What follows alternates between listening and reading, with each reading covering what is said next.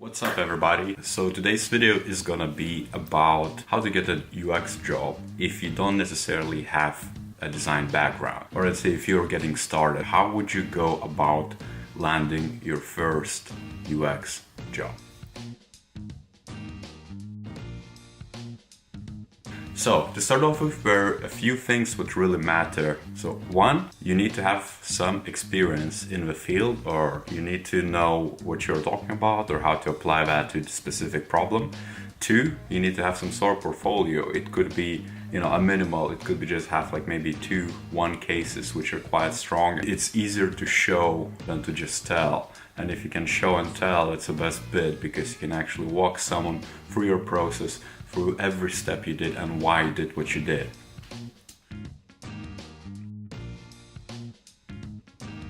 If you read books, you take courses, you maybe take boot camps from General Assembly or like, you should be able to come up with some sort of solution to some sort of problem. It could be fictitious, it could be real, it could be I don't know, something you experience yourself, in service design. Maybe it's a shop you go to and they do something wrong, and maybe there's improvement you could suggest based on design thinking and user experience principles. We'll do that, describe that, put it in, wrap it up nicely, make a case file, make portfolio stand out, make it personal, and you're halfway there. What you need to do next, there are 3 different paths you can take. If you combine them all, you are basically 100% there and you should land your first job. So 3 paths I usually recommend taking, which I actually took myself when I started off, is path 1, you need to hustle. And by hustling, I mean you need to join your local communities of UX, you need to befriend as many UX people as possible, go to events where UX people are talking, where we're gathering, where you can network and build some momentum, build some knowledge, build some networks, reach out to them, find out how we learn as much as possible, and start applying, start reaching out to people, start messaging them on social media, email, let's say 20 people a day with a specific message where you say, I am doing that, I want to learn that, I could help you out with that. Opportunities are endless here. The point is you need to hustle, you need to do homework, because nobody's going to come to you and say, oh, do you want this job? It's not going to happen. You need to practice and you need to put some energy into that. You need to start doing extra than what's expected and become part of the community. That's the most important bit. Number 2, start reaching out to people. I see people reach out to me every single day for shadowing opportunities, for internships, things of that nature. I usually have to put it down, and just because I don't have a capability to host. However, if I would know that there's an opening or I need some help, I need some apprentice to come along, I would know who to contact to, because I have all that email list of people who reach out, show their work, show their passion, and I would definitely do that.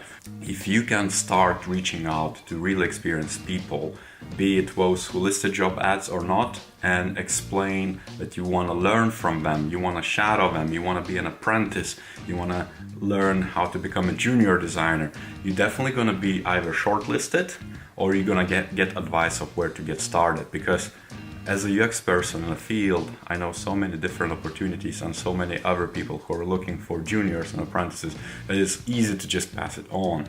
Number 3, it's the most practical probably thing which you can do is to start applying for smaller companies, because established organizations are looking for someone who has an experience of a few years at least. You would overreach if you would apply for that. However, if you go on something like AngelList, you can find plenty of 1 to 2 to 3 to 10 people, startups who are actually looking for people who could contribute. And even if they, let's say, gonna pay you, just cents per hour, it doesn't really matter, because you're gonna learn. And let's say if you could join a startup like that, where you just work from your home office for 3 months, you could at least have a real case where you added value to a real problem, real business for real users. So as long as you have your knowledge, you go hustling, you reach out to people, you join, let's say, a small, about to be established startup where perhaps you even could get equity, and who knows, maybe it would work out and you would become, I don't know, a next Steve Jobs in 20 years. It doesn't really matter now. However, what matters is that you would get experience relevant where you could step up, and the only way you progress in your career is by getting experience and stepping up either from job to job or from role to role. So it could be from apprentice to junior to midweight to senior to lead to head. Opportunities are endless basically. So that's my recipe for you to go out there and get your first job. Again, start hustling, start reaching out to people, become part of the community, explore all the opportunities, be humble. Even if they request you to work for free, maybe that's where you can get your case done, where you can get your portfolio samples to land that internship in a few months. Who knows? Start looking out in, let's say, AngelList or other startups who you know. Maybe your friend has a startup and has an idea where they want some design input. Maybe that's where you could get that portfolio case and then explore opportunities in, let's say, a few months and land that internship or that junior role. Go after it and go get it, and leave a like, subscribe, share this video if you have a friend who is actually experiencing this dilemma where they don't know how to go about it. And I hope you find it useful.